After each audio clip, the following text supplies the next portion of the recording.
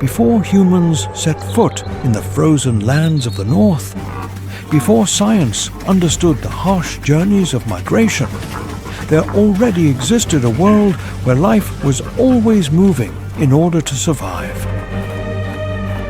Stretching across the taiga forests, glaciers, and the wild lands of Yukon are herds of migrating animals that never stop moving, facing the cold, predators, and endless challenges.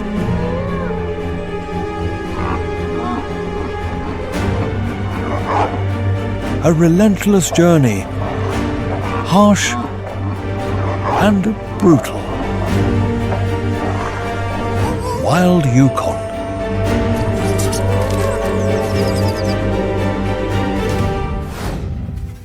Welcome to Wild Yukon, Migration and the Endless Fight for Survival.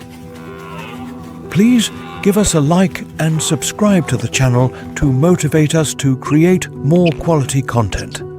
Don't forget to leave your comments below so we can discuss together. Let's begin. Caribou footprints are scattered throughout the Yukon Territory.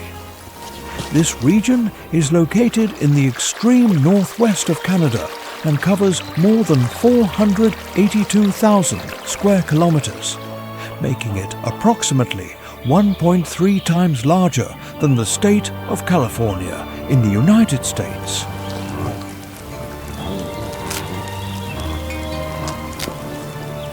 With an extremely low population density of less than 0.1 people per square kilometer, Yukon is one of the last truly pristine wilderness areas remaining on the North American continent.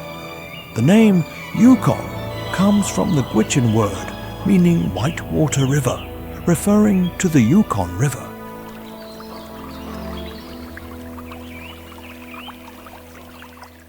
Millions of years ago, magma from deep within the earth erupted to the surface in the Heart River region, forming layers of volcanic and intrusive rock that established the basic foundations of this territory.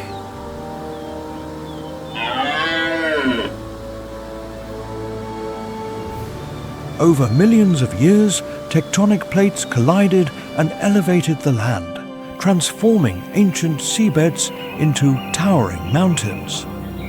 From that great event, the St. Elias, Ogilvie and Mackenzie mountain ranges were born.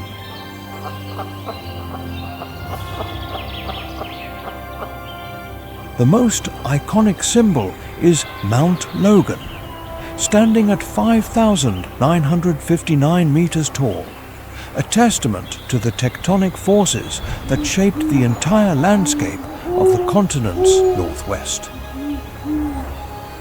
Glaciers such as Kaska-Walsh and Logan formed during the Pleistocene glaciation.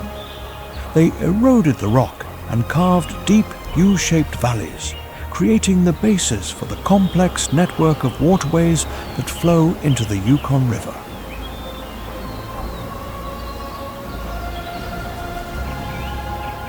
It prides itself on possessing areas recognized by UNESCO. Kluane National Park and Reserve, home to Mount Logan, Canada's highest peak, and giant glaciers, was included on the list in 1979. Three other areas, Ivavik, Vuntut and Herschel Island, have also been included on the tentative list due to their biological importance and unique Arctic ecosystem.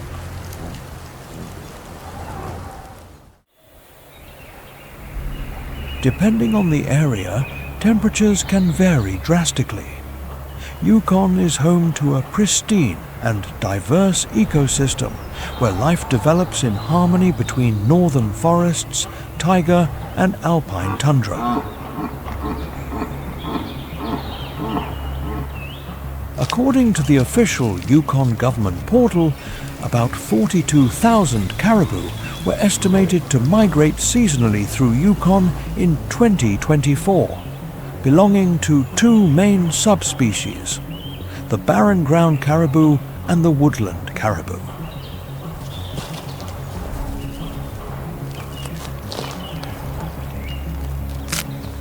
Additionally, Yukon is home to between 70 and 80 species of mammals and 348 species of birds. Each species and each habitat, from dense forests to glaciers, plays an irreplaceable role in this vast and closely connected ecosystem.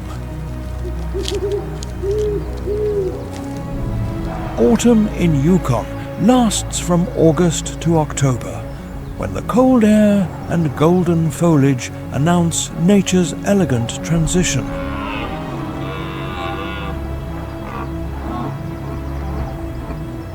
In the Ogilvy Mountains and the Porcupine River Valley, where silent taiga forests embrace the vast tundra plains, the landscape takes on a dreamlike beauty woven with the fading light of the season.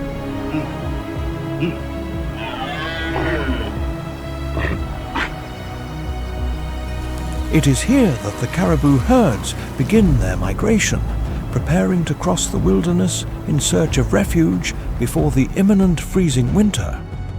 Each year, the migratory journey reaches 2,400 kilometers.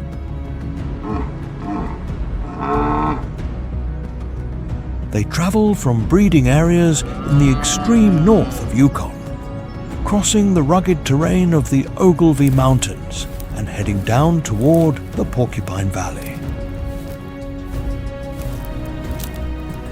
The porcupine caribou needs areas with thin snow and sufficiently abundant vegetation to recharge energy for the harsh winter ahead. The porcupine caribou has a slender body with long, strong legs that help it move effectively over snow and uneven terrain.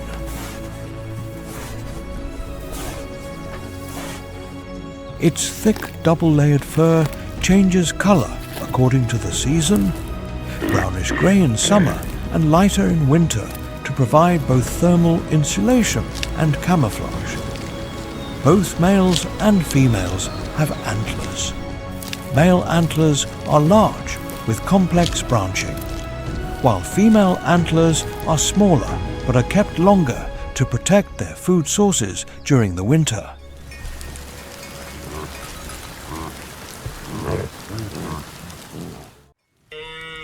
As an ancestral inhabitant of Yukon, the porcupine caribou has developed highly adaptable foraging tactics to survive. In areas of low primary productivity, common in autumn and the warm summer months, they feed mainly on grasses and other vascular plants. However, in areas of higher productivity, where competition from other ungulates and predator pressure increases, they opt for lichens. This is an energy-rich food source, easy to digest, and remains accessible under the surface layer of frozen soil.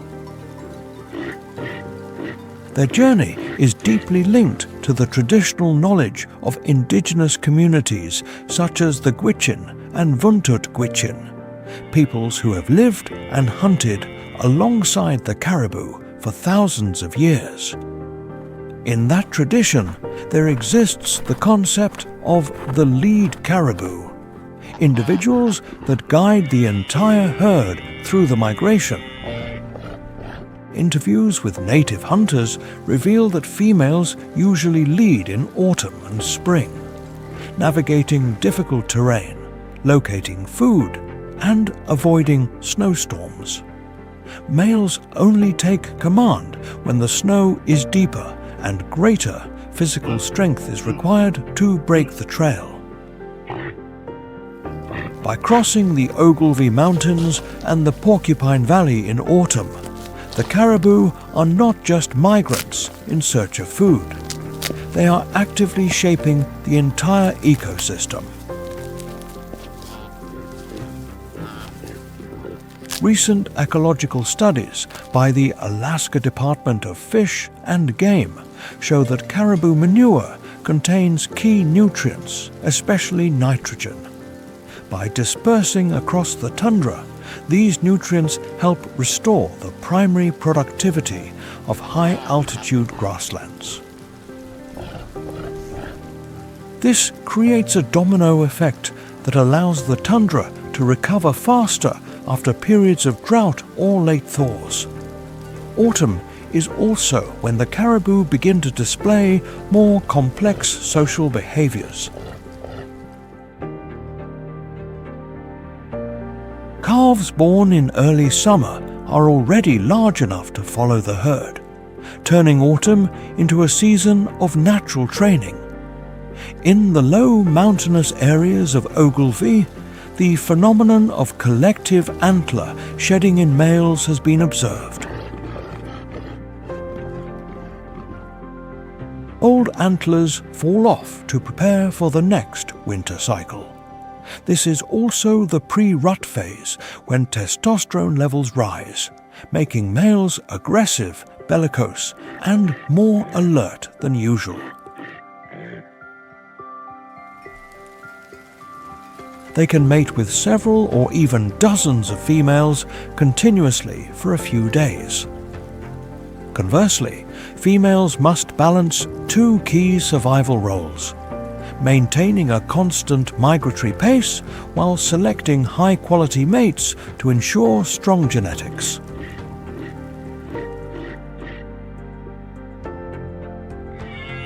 They tend to be very selective, mating only with males that demonstrate superior endurance and survival instinct. It is noteworthy that the rut occurs even while the herd is in motion, meaning that mating behaviors alternate with brief periods of rest. The passage of tens of thousands of caribou creates familiar trails that alter vegetation patterns and allow new grass to grow after winter. Stopping points often attract other species such as Arctic foxes, golden eagles, and even small rodents that follow the herd. Thanks to the presence of the porcupine caribou, the red squirrel is one of many species that benefit indirectly.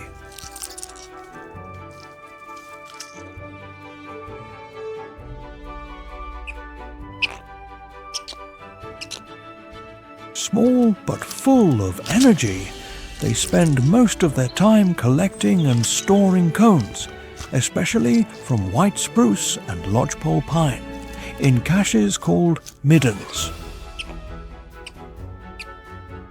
Indirect nutrients from porcupine caribou manure have been shown in 2,024 studies to help boost forest vegetation growth.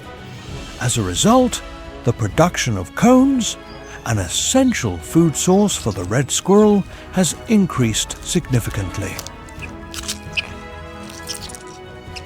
Adapted to the cold climate, red squirrels have ears with tufts of hair, a bushy tail, and feet with light fur that help with insulation when moving over snow. They do not hibernate. Instead, they survive the long winter by relying on their food reserves, an effective evolutionary strategy that has allowed the species to persist since the late Pleistocene. Each individual protects its own territory, always alert and reacting aggressively toward any intruder. At this time of year, carcasses of large animals begin to appear, left behind after long migrations or due to exhaustion from the mating season.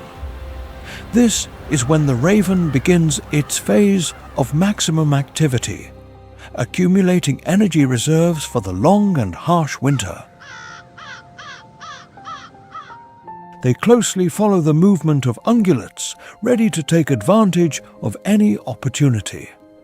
Whether it is an undecayed carcass or remains from a predator's feast, ravens exploit it quickly. Their flexible foraging strategy and incredible intelligence allow them to survive spectacularly. They can remember where they hid food for weeks.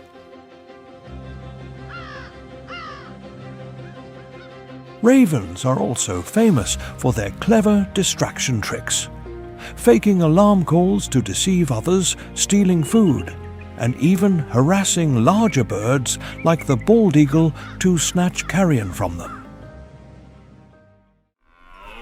After the long journey through forests and mountain ranges in autumn, the herd finally reaches the Richardson Mountains and the interior taiga region of Yukon. This is the place where they will spend the entire winter enduring the extreme cold.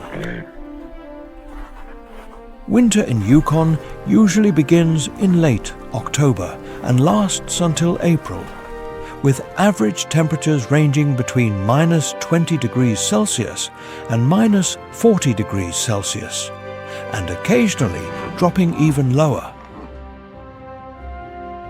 In the Richardson Mountains, the rugged terrain and constant winds prevent thick snow accumulation.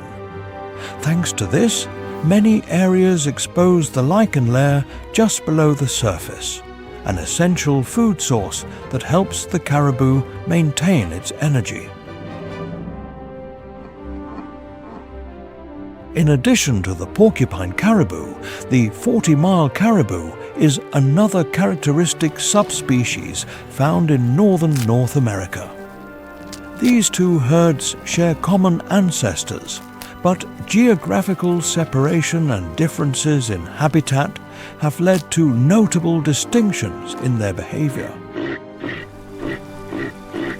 The porcupine caribou primarily inhabits open Arctic regions, while the 40-mile caribou has adapted to the subarctic forest zones of Yukon. Although they look nearly identical, according to the Alaska Department of Fish and Game, the 40-mile caribou is slightly smaller due to a less nutritious diet. The 40-mile caribou tends to move in smaller groups and near the boreal forest limit. In contrast, the porcupine caribou prefers the open plains of the tundra. When winter arrives, the 40-mile caribou seeks refuge under the forest canopy to protect itself from freezing winds, while the porcupine caribou is willing to travel further to find areas rich in lichens. The most marked difference lies in the extent of their migration.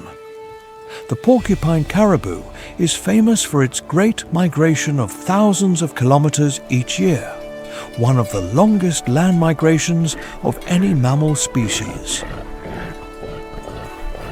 They follow a consistent route from the Ogilvy Mountains to the Richardson Mountains and toward the Beaufort Sea coast. In contrast, the 40-mile caribou only migrates a few hundred kilometers around the 40-mile river area between Alaska and Yukon. Caribou are endowed with incredible adaptations to survive in this hostile environment. Their hairs are thick and hollow, like small tubes, which help trap warm air near the body. Their noses warm the air before it enters the lungs, and their large hooves help them dig in the snow and maintain balance on ice. Although they can withstand temperatures as low as -50 degrees Celsius, their true challenge comes from hunger and predators. For this reason, the caribou is almost always in motion during the winter to avoid ambushes. A rare ecological event occurred in the 1960s and again in 1979, when the porcupine caribou migrated out of its usual range and entered the area of the 40-mile herd.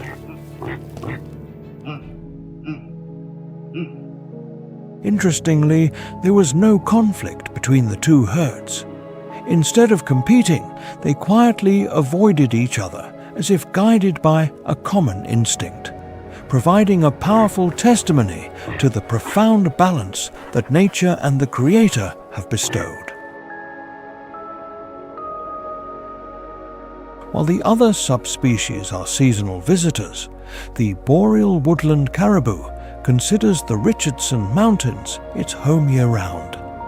It lives solitarily or in small groups, remaining all year in the sparse forests of southeastern Yukon.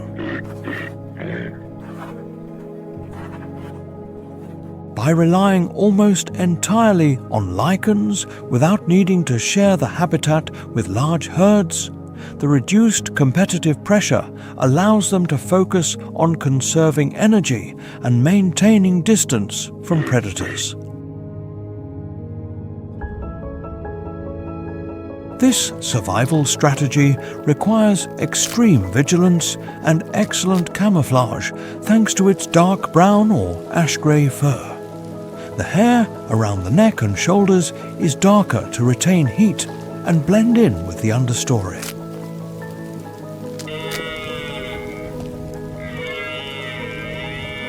The difference in their physical appearance is also notable. The boreal woodland caribou is significantly larger than both the 40-mile and the porcupine caribou. Adults weigh between 120 and 210 kilograms, and some males reach up to 250 kilograms. Their antlers are thicker and heavier, with fewer branches and more rounded, adapted to the forest environment where compact antlers facilitate movement through dense vegetation.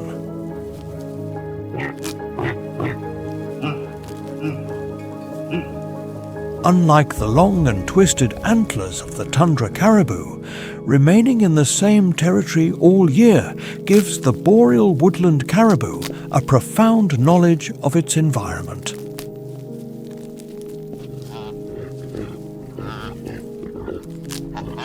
Understanding every tree, every rocky crevice, and every frozen stream in the taiga ecosystem is its greatest survival tool.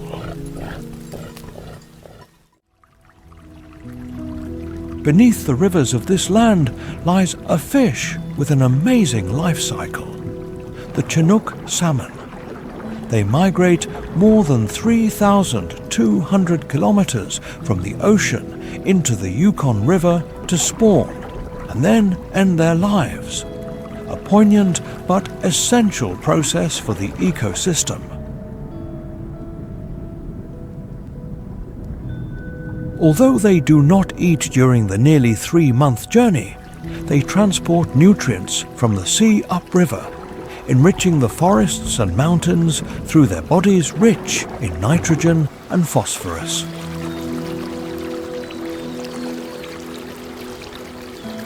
As of 2024, the number of Chinook salmon of Canadian origin has declined to between 19,000 and 28,000 individuals.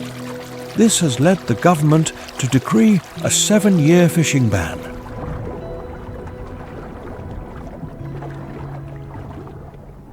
Meanwhile, on land, spotting the Arctic fox becomes especially difficult when snow covers everything in white.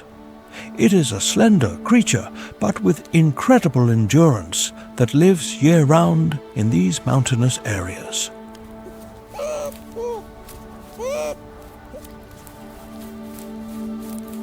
Without needing to migrate, the Arctic fox has evolved to thrive in the midst of the freezing winter, thanks to its fur that changes with the seasons. In winter, its hair becomes immaculate white for perfect camouflage on the snow.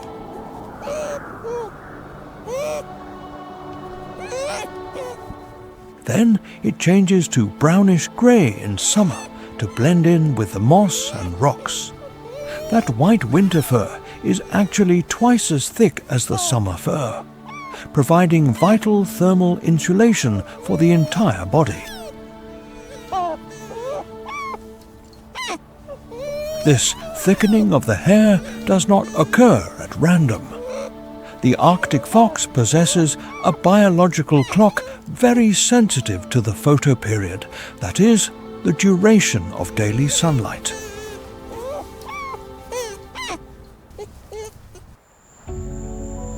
The first signs of the red fox's presence were recorded in the early 20th century. By the year 2025, they have become common residents in many habitats, from open taiga and dry grasslands to the outskirts of northern communities.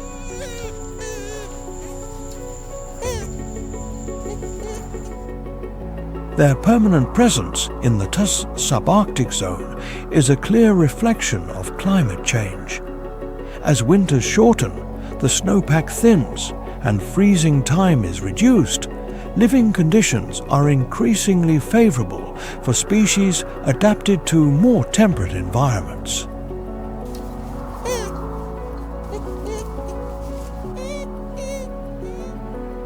While the Arctic fox depends on thick snow to hide and hunts based on hearing, the red fox benefits from thin or exposed snow surfaces. They rely on their sight and speed to pursue their prey.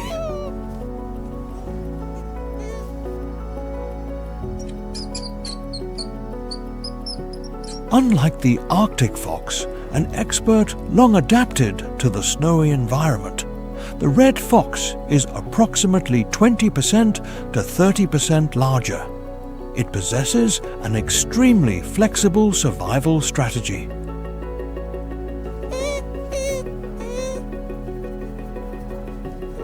Like the Arctic fox, they hunt lemmings, voles, and ground-nesting birds. They feed on caribou or moose carcasses, and even consume human waste near settlements.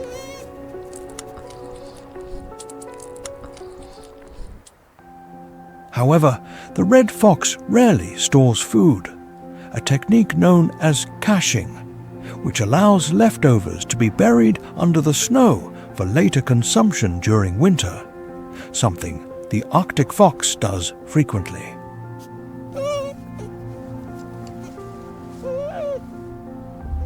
According to studies conducted in Yukon in 2024, this adaptation has also caused notable changes in behavior. Many red foxes now use rocky caves and snowy hills that were previously traditional Arctic fox territory.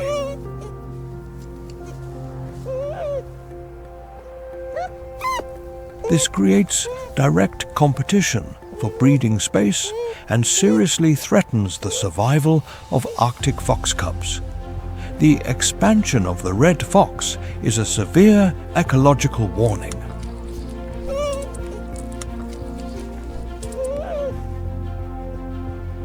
It reflects the complex links between climate change, species behavior, and ecosystem structure. Any change can cause profound disturbances in the fragile Arctic survival network.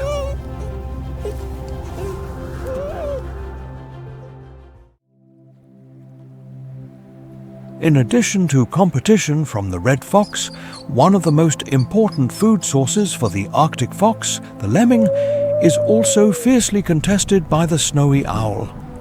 This large white owl glides silently over the vast frozen plains.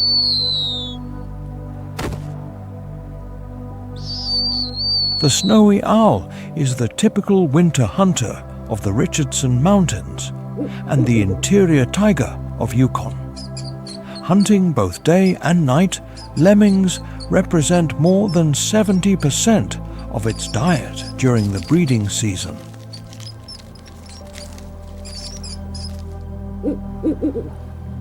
They diversify their food sources during the rest of the winter, The snowy owl's hunting ability comes from a perfect combination of sharp vision, precise directional hearing, and silent flight.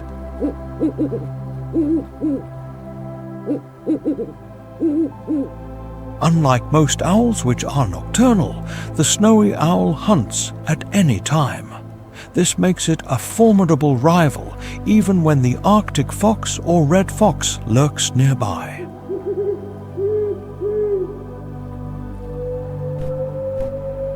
They usually fly low, gliding just above the ground from cliffs or snow mounds.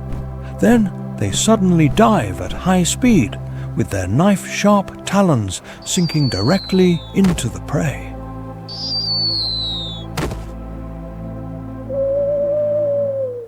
Thanks to their specialized feathers that help absorb sound, their attack is almost inaudible.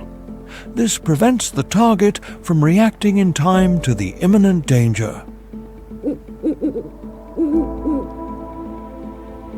It is noteworthy that adult snowy owls have been observed stealing food from Arctic foxes. This adds another level of fierce competition for survival on the tundra.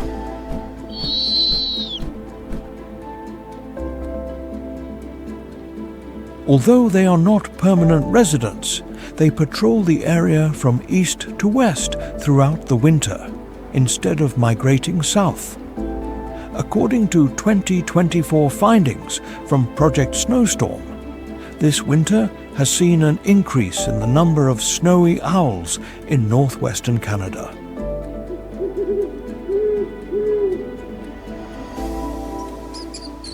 This highlights the vital role of a stable lemming population in Yukon. In this landscape of snow and wind, each encounter between the Arctic fox and the snowy owl is no longer just a matter of hunting.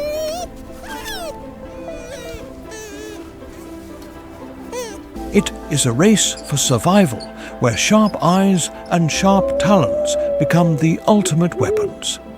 And now, for those of you watching this program, among the 3 winter hunters of Yukon, which one do you think has the smartest survival strategy?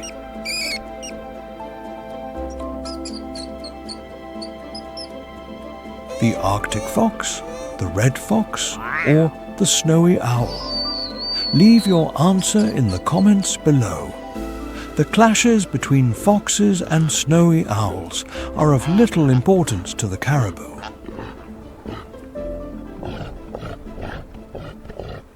Their concern lies with the true rulers of the snow-covered mountains, the grey wolf.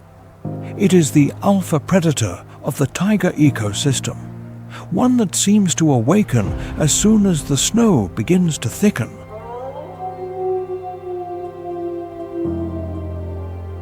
The grey wolf is one of the carnivorous species with the most advanced social structure in Yukon.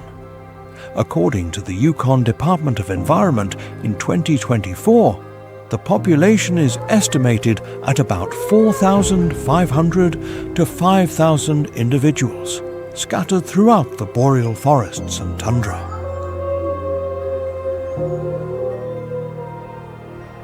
In winter, when temperatures frequently drop below -40 degrees Celsius, caribou become their primary prey. They are large targets that can feed an entire pack.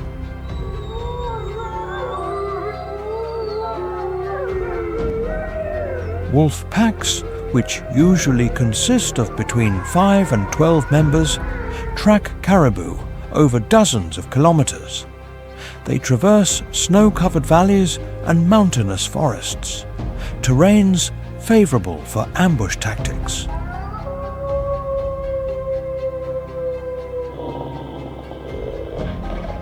They are selective hunters who concentrate on old, injured, weak or young specimens. This strategy not only increases their success rate, but also helps maintain the health of the caribou population.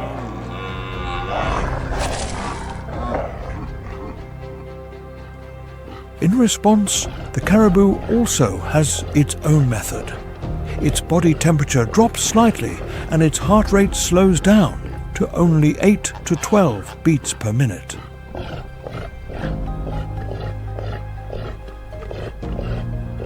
Its metabolism is reduced to approximately 25% of its normal level. During this time, it does not eat, drink, or excrete, surviving only on the fat reserves accumulated during the summer.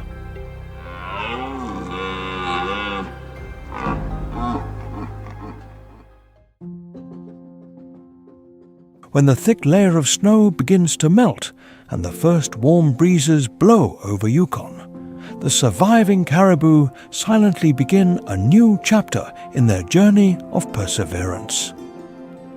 Spring arrives at Yukon's north slope and the Beaufort coastal plain in late April. When daytime temperatures rise slowly from 1 degree Celsius to about 10 degrees Celsius or 15 degrees Celsius on clear days, the landscape undergoes a spectacular transformation. The ice along the streams cracks, giving way to the crystalline water of the thaw. Vegetation gradually covers the previously frozen ground with green tones. It is the time when plants like sedges, lichens, and willows begin to sprout. These nutrient-rich food sources, after a long season of scarcity, signal the rebirth of the entire Arctic ecosystem. With the thaw, the porcupine caribou females lead the herd through the Richardson Mountains and Yukon's north slope. They return to the Beaufort coastal plain, an area that offers ideal breeding conditions with fewer grey wolves and an abundance of fresh spring food. This is also the most sacred phase of their life cycle. The peak of births occurs in early June, with more than 75% of females giving birth between June 1st and 7th each year. Newborn calves are extremely vulnerable in their first weeks. They depend on their mother's milk while facing threats from predators like grey wolves, grizzly bears, and golden eagles. However, predator density along the coast is between 30% and 40% lower than in interior regions. This significantly improves the survival rate of the calves. Male caribou play an important role in protecting the territory, using their antlers and strong hooves to drive away wolves if necessary. The birth process on the Beaufort coastal plain also stimulates the ecosystem itself. Calf manure and materials like the placenta enrich the soil with nitrogen and microbes, stimulating the growth of sedges and willows. This not only provides immediate food for the calves, but helps rejuvenate riparian vegetation. This creates favorable conditions for Chinook salmon when they begin their migration upriver. At the same time, the Canada goose begins its migration north to occupy wetlands and melt lakes. There, they will build their nests and raise their chicks in the midst of the reborn landscape. Although they represent less than 1% of the goose population in the area, according to surveys, some pairs choose riparian marshes and the edges of melt lakes as nesting sites. The breeding season extends from late May to early June, following a continental cycle. The Canada goose feeds on grass leaves, sedges, and aquatic plants, playing a key role in pH regulation. After nesting and egg-laying, the male which usually weighs between 3.9 and 5 kilograms, assumes a high-level defensive role. It emits a sharp hiss and lunges to protect its young from red foxes or birds of prey. They usually lay 4 to 6 eggs that are incubated for 24 to 32 days.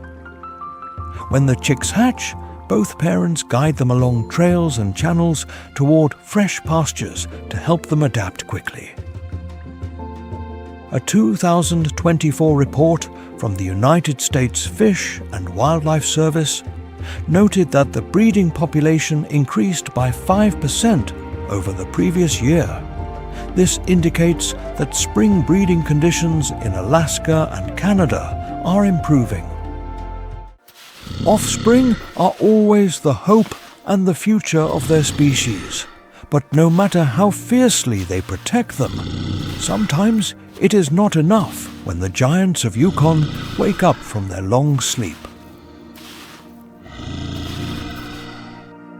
Right after finishing hibernation, the grizzly bear reappears across the plains with mothers and their cubs moving through the recently thawed tundra. According to the 2020 Habitat Modeling Report and observation data from 2021 to 2022, grizzly mothers focus primarily on vulnerable caribou calves. At the peak of the birth season, a bear can take down up to 6 caribou calves a day. The coastal plains offer ideal feeding conditions and a lower predator density than the interior.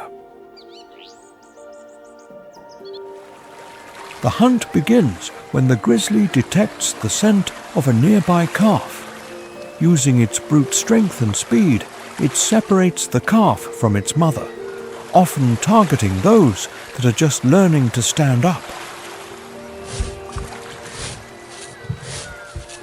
This makes them particularly vulnerable and unable to keep up with the herd. Grizzly pressure forces the caribou to change their breeding sites and directly affects the survival rate of the offspring.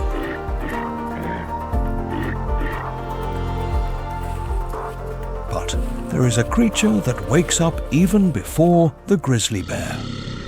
The black bear, Ursus americanus, is usually the first to start the spring hunting season thanks to a shorter and lighter hibernation strategy. Black bears head toward the coastal plain, attracted by migratory species and the early appearance of food after the thaw. The black bear is an omnivorous species with great adaptability throughout North America. A male in spring can weigh between 80 and 90 kilograms. Although it is smaller than the inland grizzly bear, the black bear usually inhabits lowland forests. When the ice thins, they venture toward the coastal tundra in search of nutrient-rich foods. Among them, caribou and moose calves become targets of opportunity. These two species rarely face each other directly due to differences in size and territory.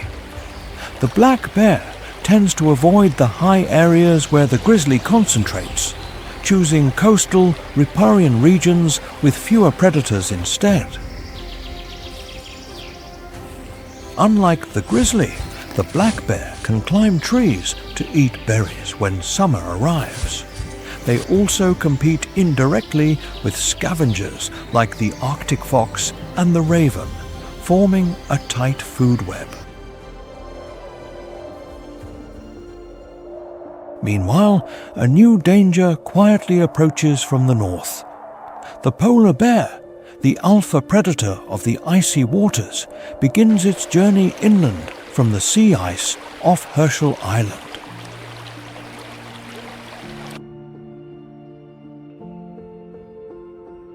The polar bear evolved from the brown bear, in the Pleistocene, adapting perfectly to life in the frozen Arctic. Their bodies are streamlined with a thick, coarse white coat, large paws, and strong claws. An adult male usually weighs between 350 and 500 kilograms and can stand up to 1.5 meters tall at the shoulder. They are considerably larger than the other two bear species. In spring, they leave their dens to hunt bearded seals as soon as cracks appear in the sea ice. They establish ambush points at breathing holes or follow bubbles under the ice. When the thaw progresses, they can venture further onto land and feed on caribou calves or carrion. This adds pressure to the already vulnerable herds of young. Unlike the grizzly and the black bear, the polar bear operates across multiple terrains: ocean, coast, and coastal plain. However, when the ice melts, they usually avoid the grizzly, which can drive them away from their prey.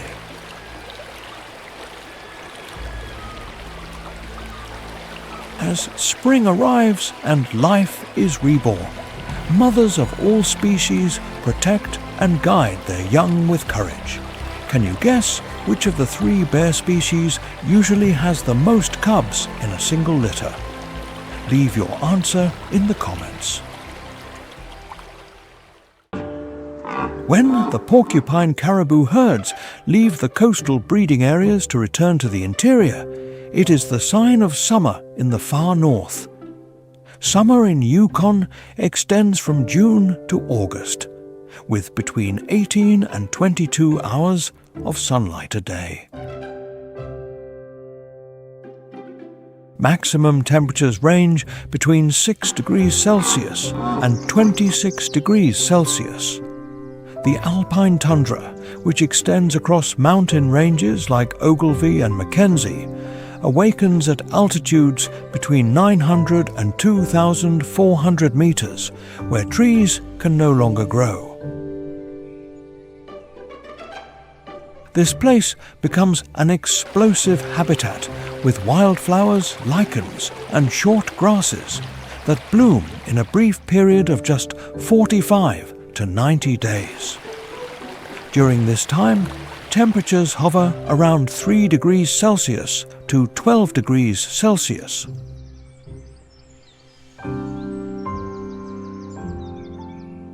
The coastal hills, low undulations along the edge of the Beaufort Sea, where high slopes descend gently, offer a slightly more temperate tundra climate.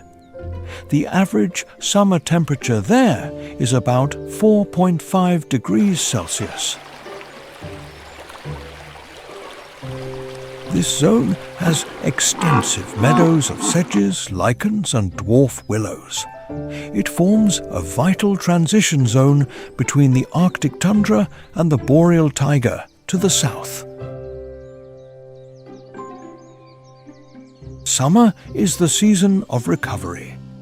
Caribou herds head to the high mountain areas, where cool breezes and fewer insects provide a necessary refuge against mosquitoes and horseflies. Calves begin to learn key survival skills, such as keeping up with the herd and selecting soft foods. They also learn to recognize predator tracks. This is also a stage of rapid physical growth as they prepare for the long migration south. Adult caribou concentrate on accumulating fat and nutrients, increasing an average of 10% to 15% of their body weight.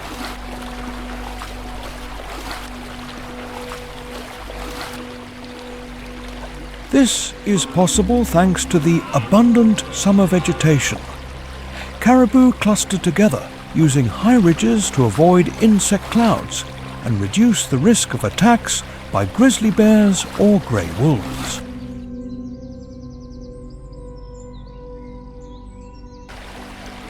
Strong mountain winds decrease insect density, allowing them to consume more than 10 kilograms of plants a day with less disturbance. This is a delicate transition phase to strengthen the young.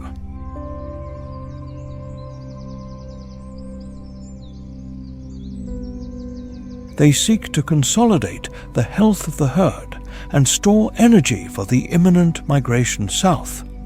When the porcupine caribou ventures into its new habitats, it may encounter the hoary marmot.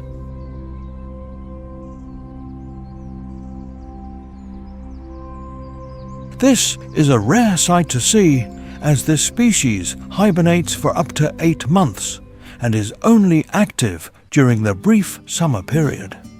It is easily recognizable by its robust body and silvery grey fur.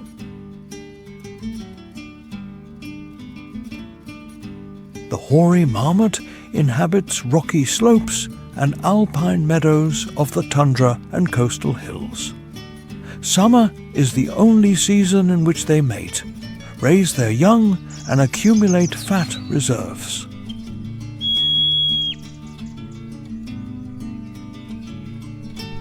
They feed on grass, wildflowers and roots, remaining active during the long northern daylight hours. According to the Yukon government in 2024, this is also the time when marmots are most sociable.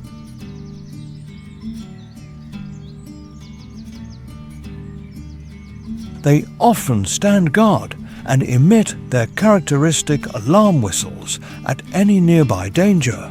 The hoary marmot stands firm as one of the most vital symbols of summer in Yukon. In summer, the Dall sheep returns with great strength, inhabiting the steep cliffs throughout the alpine tundra. They extend toward the adjacent low hills, terrain where only true climbers dare to step. Here, low plants like sedges, willows, and the dryas flower form the main diet of this mountain inhabitant. The Dall sheep has a distinctive appearance, with a winter coat that reaches 2 centimeters in thickness. They have a shoulder height of about 1.5 meters and a body weight of between 100 and 110 kilograms. Females are significantly lighter than males. The male's large spiral horns are both a symbol of dominance and a weapon against predators like the golden eagle, the grizzly bear, and the grey wolf. Summer marks the breeding season. Females give birth and raise their young on the highest cliffs, where safety is the top priority. The survival of lambs is closely related to the NDVY, Normalized Difference Vegetation Index. NDVI is a measure of the greenness of plants.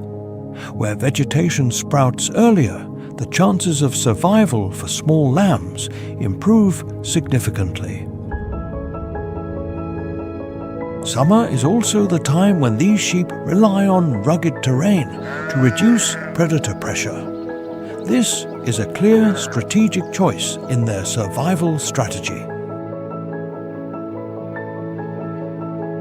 The Dall sheep plays a crucial ecological role by consuming sedges, willows, and mosses. In this way, they help regulate the dynamics of alpine vegetation. The change between different altitudes also reflects their adaptive response to climate change. Shrub species are gradually moving toward higher areas of the mountain.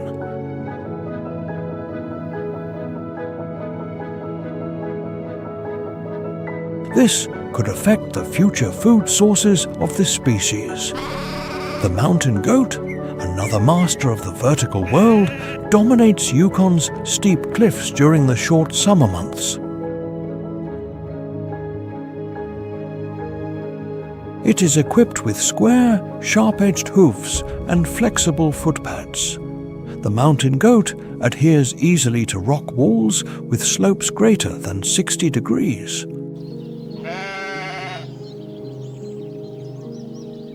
They move elegantly at elevations of thousands of meters. With a body length of about 1.4 meters and an average weight of 70 kilograms, they are considered true masters of climbing. There are approximately 1,500 individuals in Yukon. Summer is their only season of full activity, awakening in late May and remaining active for only about 90 days. They use this time to give birth, feed and accumulate fat before winter returns. Starting in June, females give birth on safe rock ledges. They then guide their young to the heights, teaching them to climb and feed on alpine vegetation. Their superior ability to climb and maintain balance allows them to avoid almost all predators.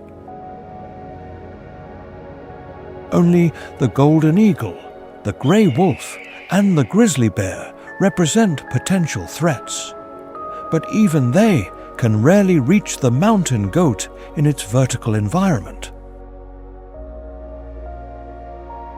When it feels threatened, the mountain goat instinctively runs upward or clings to the rock wall. It uses the landscape as a natural shield and escapes danger through its reflexes. Their mastery of the terrain is absolute. They also change their activity range according to the season, remaining on high peaks during the summer. In winter, they descend a bit further to seek temperate shelters and access salt licks for essential nutrients.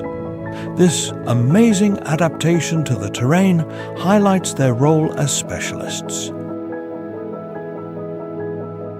They are true specialists in high mountain survival in Yukon's extreme climate. Summer is also the highlight of reproduction for the golden eagle. On steep and windy cliffs, these birds of prey build their nests with large branches. The nests are located in discreet places with wide visibility.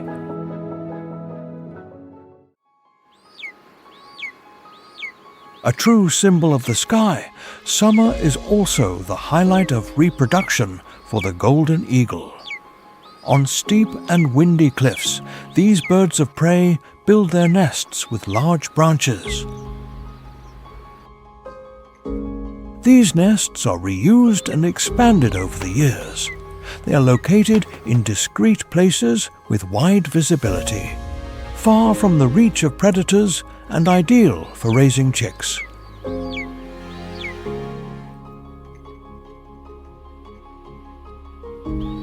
From late April to late July, a pair of golden eagles usually raises 1 or 2 eaglets.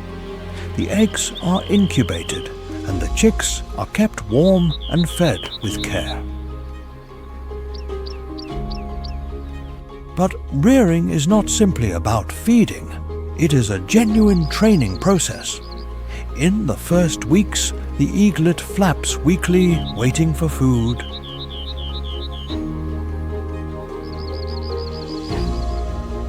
Between the 7th and 9th week, the parents begin to encourage stronger wing beats and short hops between rock ledges. Some parents even drop live prey into the nest to teach the eaglet how to react. They teach them to attack and finish off the prey. The mother eagle will glide in front of her offspring, sometimes faking attacks to activate their reflexes and force the young one to adjust its height.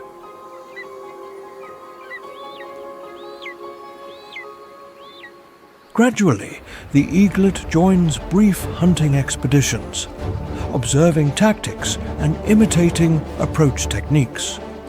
Once the nest is safe, the golden eagle embarks on real hunting missions.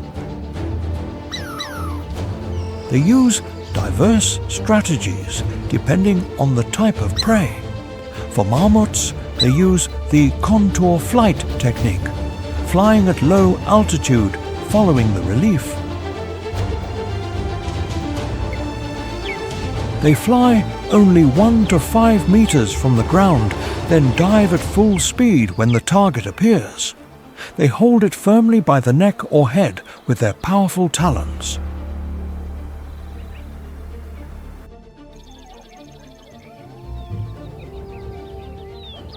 For dull sheep lambs, they choose a low and stealthy approach. They hold on tightly to the back or neck for several minutes to exhaust the small lamb and subdue it.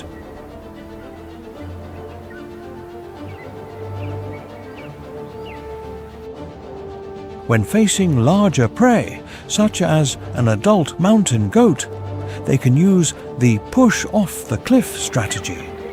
They take advantage of the sloped terrain to unbalance the target and make it roll down the rocky crevices.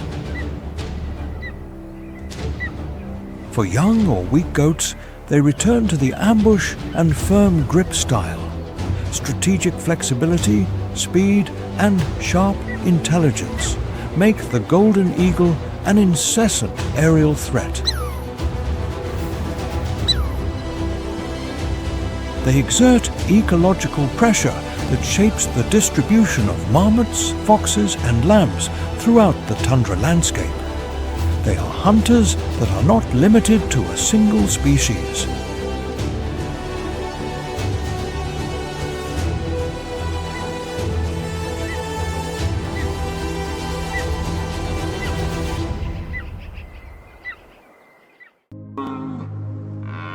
While caribou herds continue to enjoy the short summer, a quieter and more urgent story unfolds beneath the surface. Yukon faces a series of serious environmental crises as climate change accelerates permafrost thaw.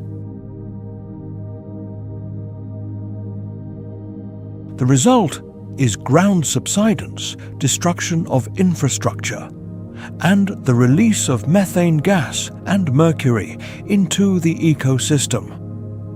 Along coastal areas, such as on Herschel Island, thaw-slumping landslides occur at an unprecedented rate.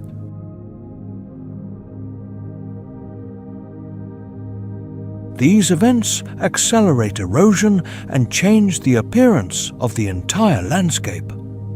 Meanwhile, Yukon's hydrological cycle is being altered with increasing floods and a rise in water turbidity.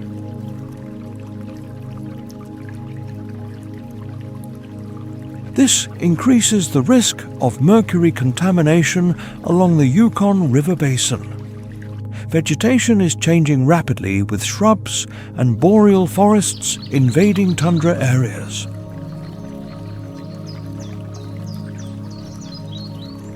This change causes more frequent forest fires. The expansion also pushes invasive species like the red fox further into Arctic fox territory, altering the ancestral ecological balance.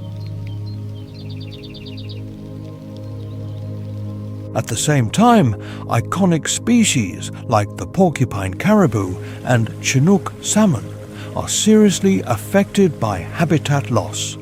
They face unstable food sources and have to navigate disturbances during their life cycles.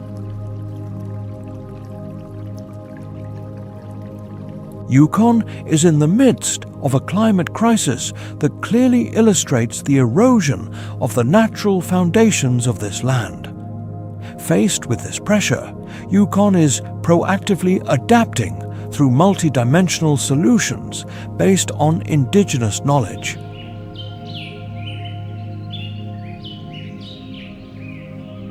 Leading the way is the Our Clean Future initiative, which seeks to reduce emissions by 45% from 2010 levels, with the goal of reaching 97% renewable electricity by 2030. Yukon is also driving the adoption of electric vehicles while reducing emissions in transportation and construction.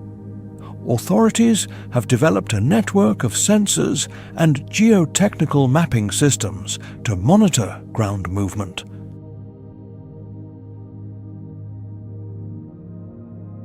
Canada contributes $7.5 million Canadian dollars annually through the Northern Climate Change Preparedness Program.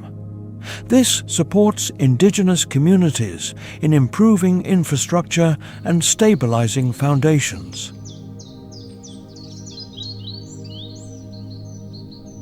Efforts in places like Herschel Island have been accelerated through the relocation of cultural heritage sites and the digital preservation of traditional knowledge. The Yukon River Inter-Tribal Watershed Council, YRITWC, monitors the river's water quality.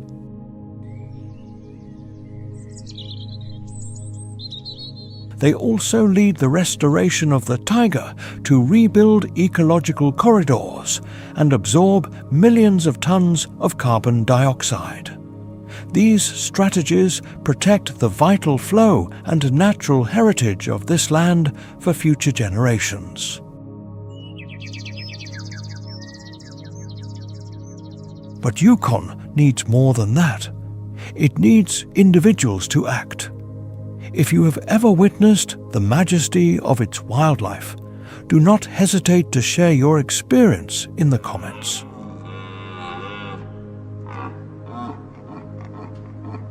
Your voice can be a source of inspiration in efforts to preserve the ecosystem for the future.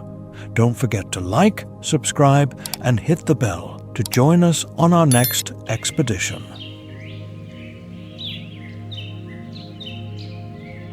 Continue following wildlife survival stories with Wild Siberia, Secrets of Survival in the Ice Forest, or Extreme Alaska, The Fight for Fauna Survival.